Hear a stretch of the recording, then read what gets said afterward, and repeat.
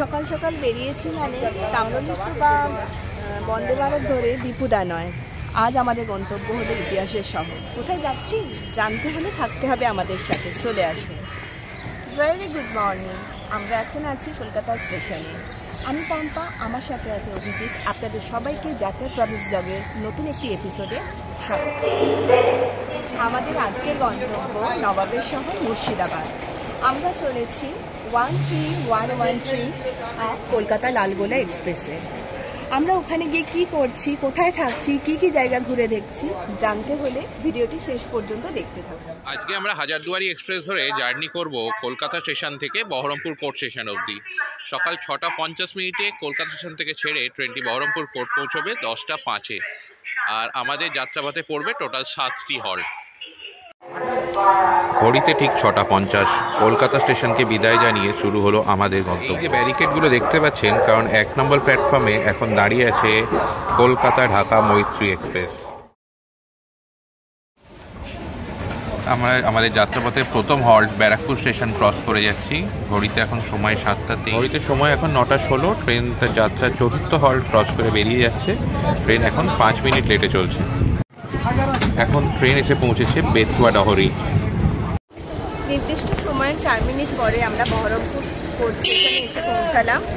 আমরা কেন মুর্শিদাবাদ যাবার জন্য বহরমপুর স্টেশনে নামলাম আর আমরা কোথায় থাকছি তা জানতে হলে আমাদের পরবর্তী ব্লগে চোখ রাখুন।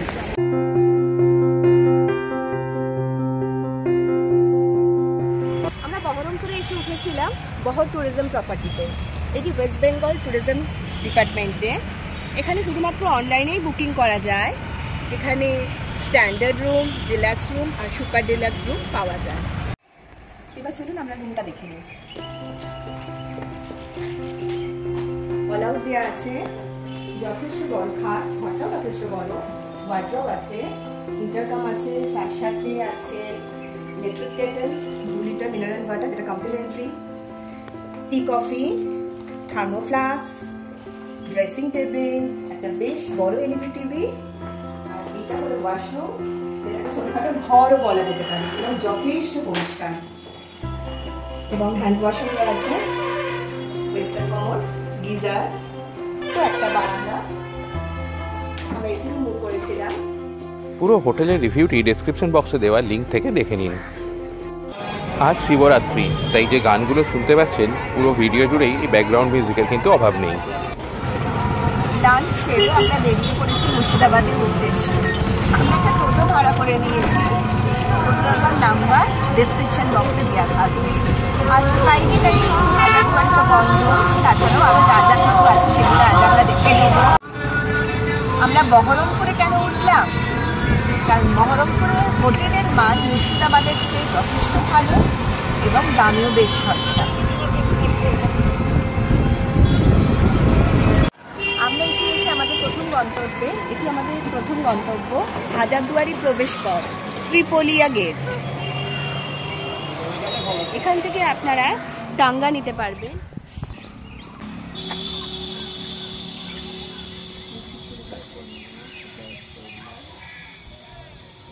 আমরা এখন এসে পৌঁছেছি আমাদের দ্বিতীয় গন্তব্যে, আজি উন্নিশা বেগমের সমাধি দেখতে।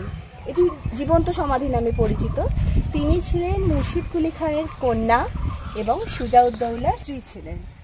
আর তার ইচ্ছা ছিল তিনিও তার পিতার মতো প্রবেশ সোপানের নিচে সমাধিস্থ থাকবেন। চলুন দেখে আসি তার জীবন্ত সমাধি। কথিত আছে যে ওনাকে নাকি জীবন্ত অবস্থায় সমাধিস্থ করা হয়েছিল। এটি তার সমাধি।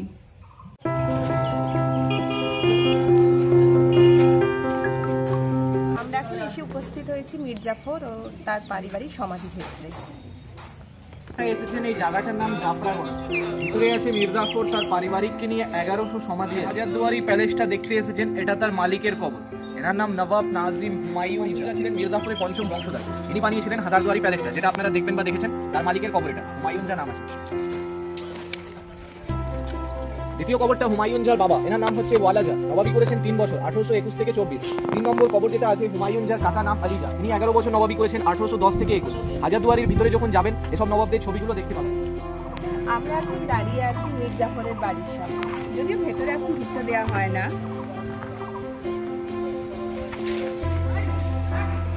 আমরা এখন এসে উপস্থিত হয়েছি বশিপুর রাজবাড়ি। এটির প্রতিষ্ঠাতা হলো রাজা দেবী সিংহ।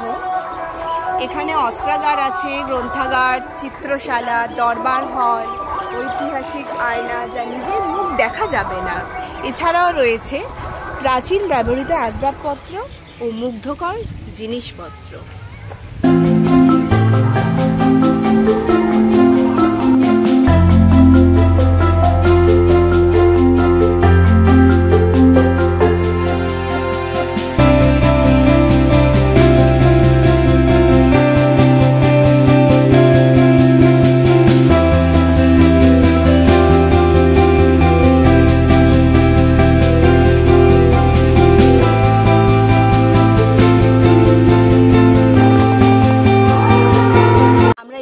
দেখে বেরোলাম সেই বিশেষ আয়নাটি, যে আয়নার সামনে দাঁড়ালে আমি নিজেকে দেখতে পাচ্ছি না, কিন্তু ক্যামেরার চোখ দিয়ে দেখতে পাচ্ছি।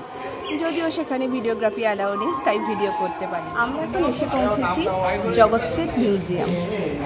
আসুন দেখে নেওয়া যাক এর ভেতরে গেলে আপনারা কি কি দেখতে পাবেন। 30 টাকা। চারকোলে তৈরি হতো, নিচে থাকতো বালি, তারপরে থাকতো জল, তারপরে থাকতো কাঠকলা এবং নুড়ি পাথর। এইভাবে তখনকার দিনে জলের ফিল্টার তৈরি হতো। রয়েছে গোলাপ ফুলের টব রয়েছে, সাজিয়ে রাখা হতো। ওপরে দেখুন হরিণের অরিজিনাল কাটামুন্ডু শিল রয়েছে, নজর যাতে না লাগে। এটাই ছিল তাদের পৌরাণিক ইতিহাস। আমরা ভেতরে প্রবেশ করবো, কোনো রকম ক্যামেরা ব্যবহার করবো না, টোটালটা সিসির মধ্যে। এখন এসে গেছি কাঠগোলাপ বাগান। চলুন ভেতরটা ঘুরে দেখি কি কি আছে। সামনে থেকে তো দেখে মনে হচ্ছে শুধু আম বাগান আর বাগান, কিন্তু এখানেই নাকি আজ থেকে অনেক দিন আগে কাঠগোলাপের চাষ হতো।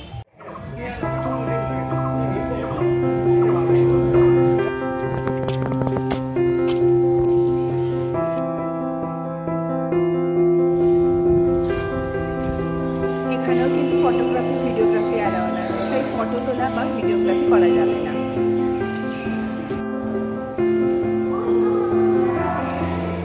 এখানে যাওয়ার জন্য কিন্তু আলাদা টিকিটের ব্যবস্থা আছে, আপনারা টিকিট কেটে সহজেই ওপরে গিয়ে দেখে আসতে পারেন।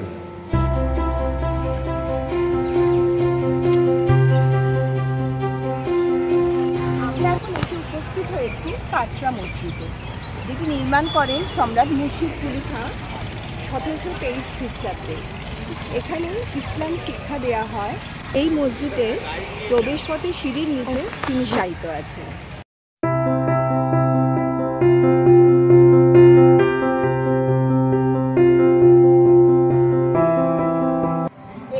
বাংলা সিনেমা কালীনগরে গোলক দাদার শুটিং হয়েছিল।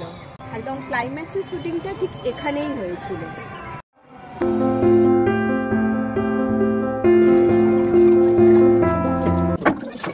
এটি হলো মুর্শিদ কুলি খাঁয়ের সমাধি, যেটি প্রবেশ তোরণের ঠিক নিচে।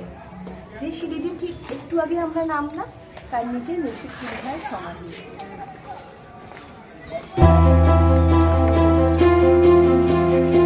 চলুন দেখে আসি এবার জাহান কোষা কামান।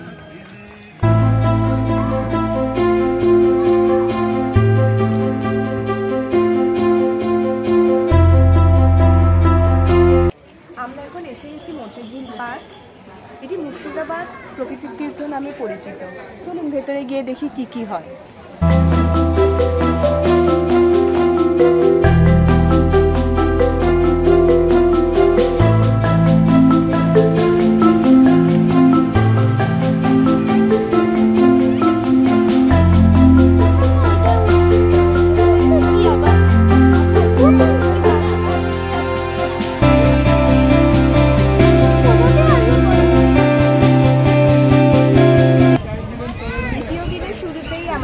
গন্তব্য হাজারদুয়ারি ও ইমামবাড়া। সকাল 9টা থেকে বিকাল 4:30 অবধি খোলা থাকে। আর এখানে টিকিটের মূল্য হলো 25 টাকা, কিন্তু 15 বছরের নিচে কারো টিকিট লাগবে না। আর আপনারা চাইলেই এখানে গাইড দিতে পারে। গাইডের মূল্য ওই 5 জনের জন্য 150 টাকা। নিয়মটা শুনবেন, আর গাইড আপনাকে টোটাল জিনিসটা বলে বুঝিয়ে দেওয়ার পর সেটাই গাইডকে ছাড়া আপনি কাছে গিয়ে 2 ঘন্টা জায়গায় 5 ঘন্টা থাকুন, তাতে কোনো মানা নাই। আমি বাউন্ডারি সম্বন্ধে শুরু করতেন, ডে নাইট 24 ঘন্টা খোলা পাবেন। এখন তো বন্ধ। তাছাড়া প্রতি বৃহস্পতিবার সকাল 6টা থেকে সন্ধ্যে 7টা অবধি ধর্মীয় কাজের জন্য হিন্দু মুসলিম দুজনে আসতে পারবেন।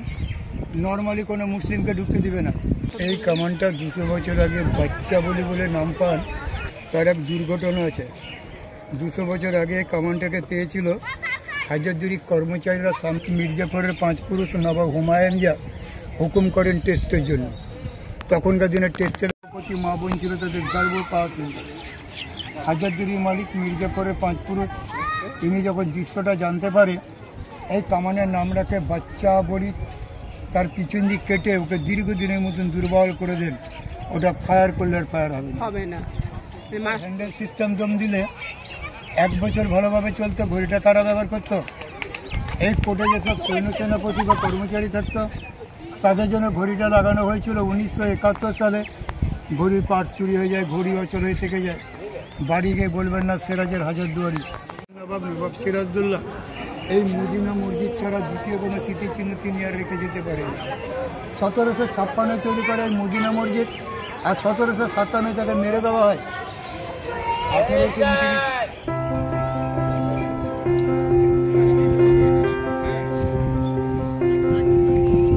আমরা এই সবই বেরোলাম হাজারদুয়ারি থেকে। ভেতরে তো ক্যামেরা অ্যালাউড ছিল না, অফ করে ঢুকতে হয়। ভেতরে বিভিন্ন তৈলচিত্র আছে, তখনকার দিনে ব্যবহৃত যে বাসনপত্র সেগুলো দেখলাম। কাঁচের তৈরি ফুলদানি, আইভরি মানে হাতির দাঁতের তৈরি বিভিন্ন জিনিসপত্র, তারপরে পালকি, আবার ওরকম আয়না যেটি আমি আমার নিজের প্রতিবিম্ব দেখতে পাবো না, কিন্তু সামনে যে দাঁড়িয়ে আছে তিনি দেখতে পাবেন। আর এটি আসলে সিরাজদৌল্লার দ্বারা বানানো নয়, হাজারদুয়ারি বানানো হয়েছিল সিরাজদৌল্লা মারা যাওয়ার 72 বছর পরে। এখানে একমাত্র যেটি সিরাজের স্মৃতির সঙ্গে ওতপ্রোতভাবে জড়িয়ে আছে, মানে যেটি সিরাজের দ্বারা বানানো, সেটি হলো এই মদিনা মসজিদ, যেটা আগে বানানো হয়েছিল কাঁচ দিয়ে, কিন্তু কোনো এক কারণবশত সেটি যখন ধ্বংস হয়ে যায়, তখন সিরাজ এটি কংক্রিটের বানিয়েছিলেন। এটি তিনি তার মায়ের ইচ্ছার অনুযায়ী বানিয়েছিলেন। এখানে মক্কা মদিনার পবিত্র মাটির তলায় রাখা আছে। আসলে সব মুসলমানের পক্ষে তো হজ করতে যাওয়া সম্ভব না, অনেক ব্যয় সাপেক্ষ। ওনার মা শুধু সমস্ত মুসলিমদের কথা ভেবে ওনার ছেলেকে এটা করতে নির্দেশ দিয়েছিলেন, আর তিনি তার মায়ের আজ্ঞা অক্ষরে অক্ষরে পালন করেছিলেন। শুধুমাত্র এটি এখন আছে, এটি সিরাজের দ্বারা বানানো মদিনা মসজিদ। সামনে যে দোতলা বিল্ডিংটি দেখা যাচ্ছে, আসলে এটি হলো ইমামবাড়া, যেটি মহরমের 10 দিন সারা দিন খোলা থাকে, সর্বসাধারণের জন্য খোলা থাকে। আর শুধুমাত্র বৃহস্পতিবার সকাল 7টা থেকে সন্ধ্যে 7টা পর্যন্ত হিন্দু মুসলিম সবার জন্যই খোলা। আর বাদবাকি অন্য দিন কেউই ঢুকতে পারে না, এমনকি মুসলমানেরাও ঢুকতে পারে না, কারণ এর দরজা একদমই বন্ধ থাকে।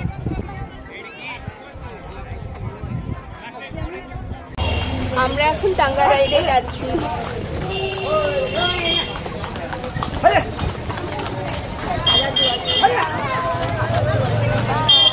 আমাদের চ্যানেলটি সাবস্ক্রাইব করুন ও সবাইকে শেয়ার করে দেখতে সুযোগ দিন।